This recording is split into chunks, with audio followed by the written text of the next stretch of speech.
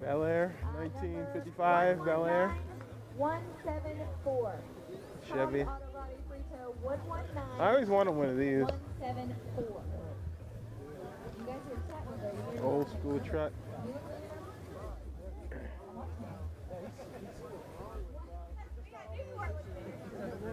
See, that's what I thought you were going to do. Retire and get yourself a nice muscle car or classic car, or restore. That's not a classic car. You can go ahead and you can try to fix that up as best as you can. I'm being told all fighters need to report ringside.